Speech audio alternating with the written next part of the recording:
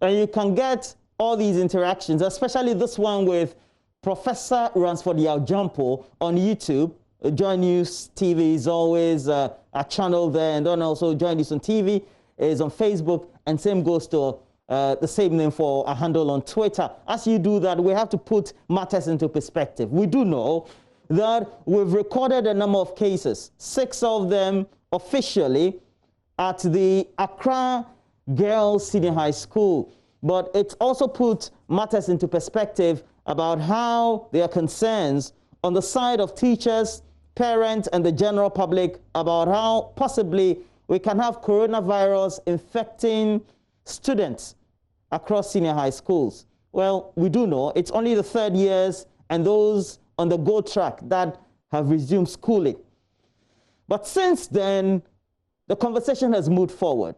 We had a deputy ranking member on Parliament's Education Committee, and Dr. Clement Apak had advocated in a news interaction with the press corps in Parliament that this should indicate that the Ministry of Education and the Ghana Education Service should close down schools. Is that the way to go? Well, let's hear from Dr. Clement Apak. When we come back, we'll get a perspective from at least those who teach and also a think tank doing research in the area of education. Of COVID-19, many educationists, specialists, stakeholders had all suggested that it was best to close down schools. That was done. But later on, government decided to reopen the schools. When that decision was made, there was a lot of opposition. Now we know that various campuses have recorded infections of COVID-19. The Accra Girls example is but one. The reason why many of you in the media and Ghanaians are not fully apprised about what is going on is because of the restrictions that the ministry through GS has placed. As we know, even parents are not allowed to have access to their wards. Government has said that the reason for the reopening of schools was to prepare the students to take their final exams. Given that at the time the schools were reopened, the case count was only about 12,000. And today we are speaking about a case count in excess of 20,000. We believe, parents believe, the teacher unions believe that the motive for which schools were reopened cannot be achieved. Like other countries, which reopened schools and as a result of infections in those schools had to close them down. There's no reason why we can't do that. France did it, Israel did it, Germany did it. Once we now know that the pandemic is present on our campuses, why are we keeping the students there? If cabinet can be suspended 2 weeks in a row because there is a suspicion that the virus is present among higher government officials. So why are we saying that the students should be in school when their colleagues have tested positive? Don't they also deserve the same attention that high government officials are getting? We know that the virus is present on campuses. I think that the best thing would be to test them, which we had requested earlier on, and then let them go home. Because, as I said, the conditions are not conducive. The anxiety, the fear, the emotional torture of being on campus and not knowing what is going on, whether you even have the virus or not. Everyone is being suspicious of the other person. And remember that even the PPEs are not even readily available. We'll speak to a researcher and also a teacher, a think tank, a lecturer. Partey Anti is with the Institute for Education Studies. Now, good morning to you, Peter. You may have also observed some of these comments coming through, but before then, we had a number of the cases being recorded, commentary by the Ghana Education Service, the Ghana Health Service itself, the National COVID-19 Management Team on the perspectives. What's your own observation so far about all that has transpired over the last couple of days related to senior high school education and infections on COVID-19? Thank you very much. and good morning to your viewers. Anyone who has been a follower of this COVID in our schools, globally, would note that anytime that you open schools, you are likely to have infections coming up in the various school communities. And that is why the last conversation that we had, we made a point that as for the recording of cases in our campuses, that will happen. So we were not oblivious of that fact. I think you even said that I'm like a pastor who would want to prophesy or who knows that obviously something's going to happen. And we knew that because we were coming from a realist approach. We knew that anytime you put a lot of people together, and the professionals have told us that if you don't move, the virus doesn't move. So you are moving people across the length and breadth of the country. Definitely somebody within the circle of a school might contract it, especially in situations whereby you had these students also coming in and going out where they were not able to have accommodation on campuses. So it was clear that definitely there will be we will record some of these things on campuses, and that have not been in doubt in our mind. For our team, we know that that was going to happen. What we then said was that whether we will make students stay on campus or we will ask students to go home would depend on the management of the crisis as they come up on campuses. And you have seen the calls from parents, the calls from the teacher unions, and I understand their call, because if you have such a situation coming up and you are not able to manage it like they couldn't manage it in Accra Girls, like it has happened at KNUST Senior High School, then you will not be able to get the trust from the public, the trust from the relevant stakeholders that you are on top of the issue and be able to keep the students safe and sound on campus. And then, therefore, these calls will come up. So our focus from day one has been that how do you manage these cases as and when they come out on campuses so that you will be able to gain the trust of the public and that of the students and that of the teachers in the event that these things come. And when it does, then you have the support of everybody that, look, we had this happening here, that happening here, but the school authorities, the Ghana Education Service, the Ministry of Education quickly stepped in and they did 1, 2, 3, and because of that, the issue was contained. So that is what has caused all this uproar and then the chance for schools to be closed. If not for that, I don't think that we would be having this kind of conversation at this time. Well, we have, okay. Well, it's good that you're putting all these matters into perspective, but I have been thinking, we've all been following the figures.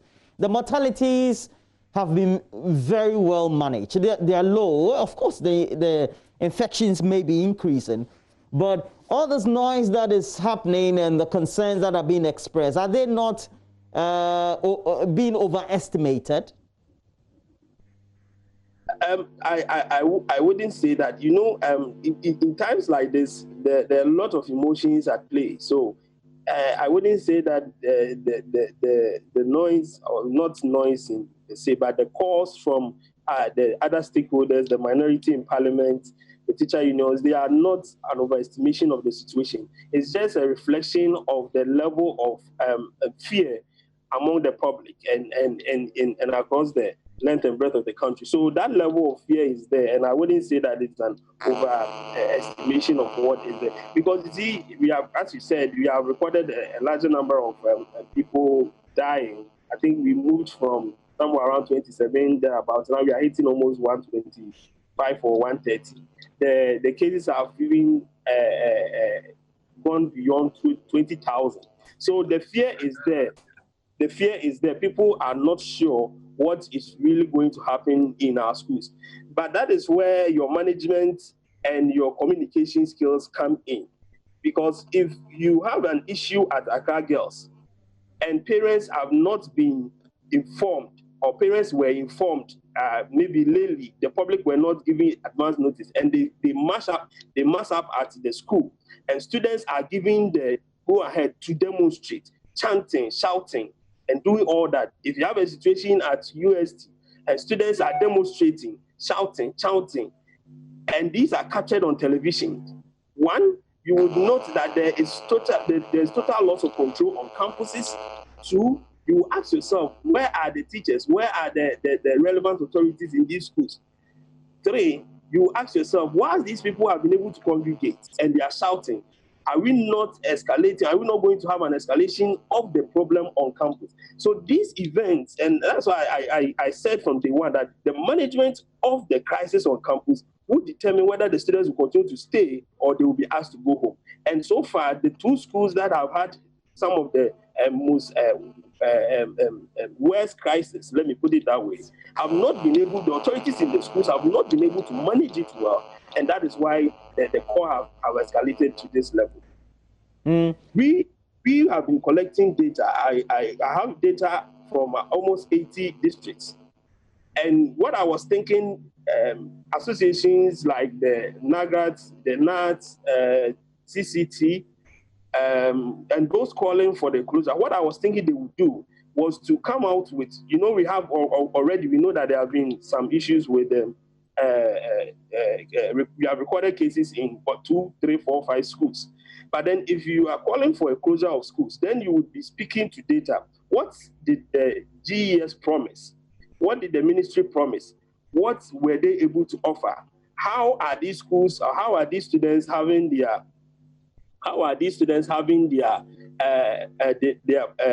how do you call it? Themselves being managed on campus. These are things that you have to assess. And before we will come out to say that the school should be closed, we have to be sure with the data. We have to be sure with the data and the kind of information that we have. So as I said, we have collected data from almost 80 districts across 13 regions. And it's interesting to know that some of the responses or challenges that the teachers are mentioning from the schools seems to suggest that there is a lot of fear among students. There's a lot of fear among students. And some of the fear has transcended to the level that they do not even want to discuss their possible ill health with their colleagues or the teachers for the fear that they will be isolated, or they would be asked to be isolated, or they'll be asked to go through the test and all that. So because of that, the normal conversation between the students and the teachers have gone down. That is what some of the data that we are having seems to suggest. And some of them are also saying that the issue of social distancing in the classrooms is okay, but when they go to the dormitory, it is not that okay. Some of them are complaining about accommodation. Some of them are complaining about students not wearing their masks. Some of them were saying that they do not have the thermometer gun. Some of them were saying that they do not have the requisite hand sanitizers. Somebody says students hiding their illness with the fear of suspicion. They are not opening up to teachers like it used to be. I've said that one. Then some also said that staff common room is full. We need to run a shift because this virus is deadly. People are not wearing face masks they brought from their home. No Veronica buckets stand. We have not encountered any problem. So these are information that are coming. Now, the long and short of all this is that it seems that the local management, and I say local management, I'm talking about the management of the cases on campuses, have not been that of what we expected, because we were thinking that the counseling issue of maybe continuing psyching the students and telling them that everything will be under control are not going on. The teachers themselves are afraid of being contracting the disease. The students are not doing what they are supposed to do in terms of wearing the nose masks and all those. And all that boils down to how the various authorities in our schools are managing the situation. Okay, let me break into that, Peter Partey Anti, and get onto the lines and speak to Cassandra Chum Ampofo. She is head of public relations at Ghana Education Service. Now, as you speak for the service, the concerns that have been raised by a number of the schools would also mean that these are the concerns not only gathered by IFEST, but also have come to the perspective or the attention of the parents. Have these concerns been made to you as a service, the Ghana Education Service? Cassandra, are you on the line? Hello, Roland. I had a break. Kindly. No problem. No problem. So there have been a number of concerns that have been raised. The teachers seem to be afraid.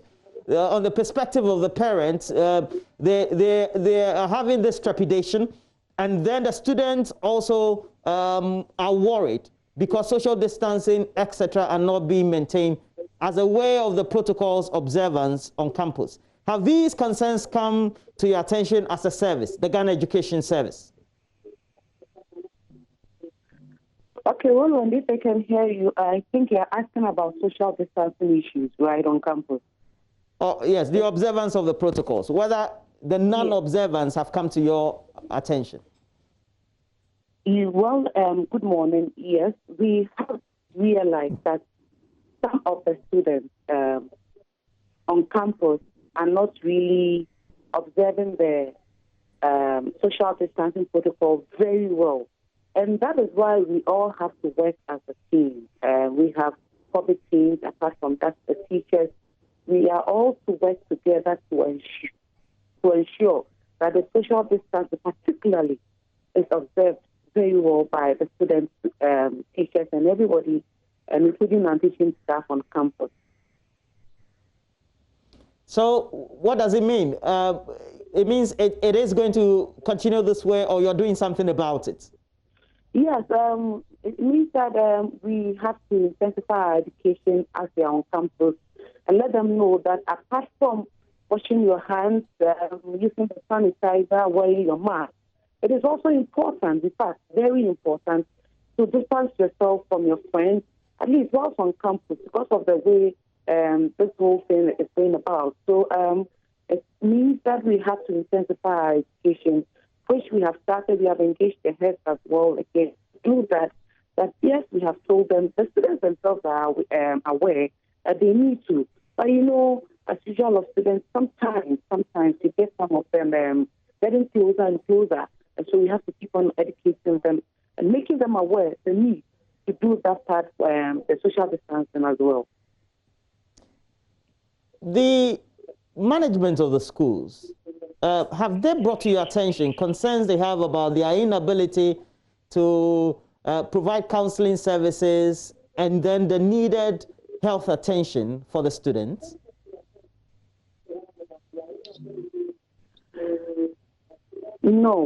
No, they have not. They have not. But I will be very surprised because how will they not be able to provide counseling services to the students? Because counseling is done one-on-one basis. Sometimes, if you want to do two, depending on the subject that you are treating or the whatever the sensitivity of the issue. And so, even if we are dealing with even COVID-19, and you want to even put them in twos or threes, you can do that, space them out while the next group also comes, and then it moves on and on. And so we have counselors in the schools as well. We have counselors at the district offices. And so we have counselors in our service. And so I'll be surprised. We have not received that news anyway. There's a concern that the Ghana Education Service and then even the Ministry of Education, you've not been forthright with information to the public and the parents on these related matters. Roland, let me make reference to what happened at Accra Girls. You know, the parents were informed. Yes, it was just the parents of the larger group that within that period, within a day or two, they were not in. So that's how come we found some of them going to the school because they actually did not know what was happening. And you know, Roland, I think we spoke about this, of what happened.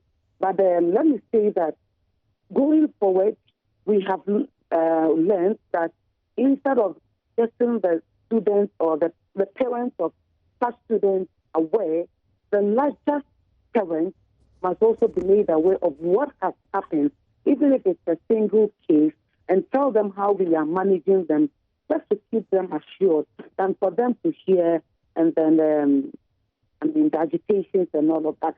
That is, it's affected because as a parent, if you hear something like that, you definitely be agitated, you're frustrated, you want to know what's happening. And so if the information is not going forward, I mean, some of these things are expected. But moving forward, instead of dealing with the smaller parent or the parent of that student, you have to deal with the larger parent as well. I mean, to get them all informed. Okay, you mean that's what you'll be doing next, or you've been doing it? You know, we have this issue at Accra Girls, and we don't want that to happen again, where parents would then move on. Well, very good. So that said, how many schools have recorded COVID-19 so far? We have three. We have 3 schools as of now. Which schools, please? We have one in Sansopim, and we have one Konongo Wesley High, and then Accra Girls High School. Okay, Infantipim, Konongo Girls, Accra. Konongo Wesley High. Konongo Wesley High School. Yes, Roland. Okay. Has it come to your attention that Bechem Presec also has some suspected cases? Well, I have not heard this morning, so I would have to find out immediately to end this conversation. Okay. As a service, are you going to hit to the pressure that is coming from all and sundry? Even the minority raising an issue in a press conference that because of these concerns and the cases that are rising, perhaps we should put on hold the school term. We should call it off. Let the children go back home.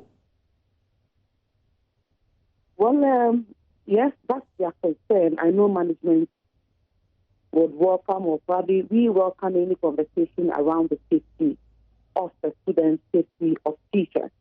But let me also say that yes, the number of students and teachers that we have on campus, over 300,000 plus, 721 plus junior high school. We have issues in the system. We would resolve them and then we move on. We are dealing with a collaboration with the Ghana Health Service, and they would also advise that maybe per the nature of the situation or what is happening in our school, it is very important that DES would have to close on school, and that will come from our ministry.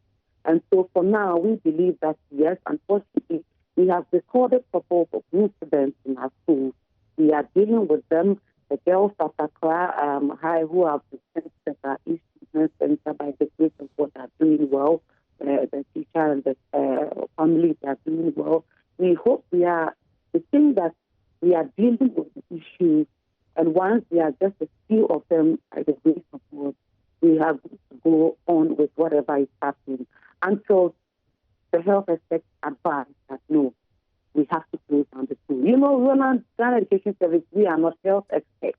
And so whatever decision that we take, it has to be, for now, be a collaborative between GS and Ghana Health Service. And so once they say we should go on, we will go on and ensure that whatever we have been asked to do, we are doing them with all teachers and assistant staff coming on board to help us achieve that objective. Hey, Cassandra Chumafofo, it's not for nothing you're one of the top 10 PR experts as far as the women's sphere is concerned in Ghana. But let me ask you 2 more questions before you run away. Before you run away, just 2 more. Kenya, Nigeria, they're scrapping the school year. Even Nigeria, no WASI. What is Ghana doing? Well, each country has its own peculiar case. I am sure they cancelled WASI because of what their experts have also advised. And here in Ghana, of course, this is not the first time Ghana is writing what some of us wrote WASI. There came the time that we were writing our Ghana exams. Now, per what is happening, our health experts say that we can go on with our Ghana exams. And so YS is also making preparations, timetable is out, and we are going to ensure that the exams is done or is conducted properly and smoothly, and then we will not have any unforeseen cases. So we are working as it, and that we are also doing together with WAEC. Okay. So because you are not experts, you can't determine when the schools will be closed down or whether you close the schools down. Absolutely. Okay. Absolutely, Roland. We need to take that advice. All right. For now, unfortunately, we have incidents in our schools. All right. And we are dealing with them. They've all been sent to the treatment centers. Okay. By the grace of God, they are responding to treatment. The larger group are fine. We have to keep on educating them, keep on, sensitizing them of the need to observe the protocols. And that's exactly what we are doing in the school. And so we think that we can move on. There's no need for the schools to shut down until our health experts tell us to do so. It looks like the focus is on only senior high school. Junior high schools, how many schools have recorded cases so far? Well, none has come to our attention, Roland. All right. Thank you, Cassandra Chum Ampofo. And Cassandra Chum Ampofo is the head of public relations, the Ghana Education Service, and helping us put matters into perspective this morning. Well, we'll call on you anytime we have some updates and we'll want some better clarification. Well, we told you that we'll get a perspective on how the ongoing voter registration exercise is related. And before we do that, Peter, what have you taken from the conversation with Cassandra? Yes, I appreciate her frankness with the issue. I think that the Ghana Education Service and Ministry of Education would know when they will close the schools. But what maybe they want to do is to do a comprehensive assessment of what is happening on the ground and whether to go ahead with, because I don't think they will roll out this the reopening without a threshold as to when, if issues escalate, when they would take action or not. So it is important that they take advice from the health professionals, but I know in their closets they would also have an idea of when possible closure of a school would happen. What I also have to say is that you can, as you rightly asked, you can see that apart from 1 or 2 senior high schools, or maybe let's say 10 senior high schools that we might have issues with, the universities are still operating without any call for closure. And then the basic schools are also. So that is why we would want everybody to have a holistic assessment of what is happening on the ground, identify what we are not doing right, and improve on what we are supposed to do. In that, we would want the managers of the schools, and when I mean the senior high schools, their handling of this issue have been very, very abysmal. I would wish that every headmaster takes this as his or her responsibility and undertake innovative measures to keep the children safe. So far as the Ghana Education Service and Ministry of Education have not asked for a closure of the schools, I think that is the little that they can do to help our kids and the parents of these kids. So it's important that some of the things that they can do now is to basically have a small talk with the kids, the students every morning. If you're a teacher, you go to the class, assure them, because that psychological thing is real and it is going to impact on their exams. But we need to deal with it. So if you're a teacher, you're going to a class, you have to talk to them, assure them that everything is going to be well, everything is going to be under control. If you are a school authority and you're not having the relevant PPEs, kindly voice it out, right? Write, inform, call, and when you are not having response, put it in the public. These are things that you should be able to do, irrespective of whatever punishment that will come. But you want to protect the health of your students.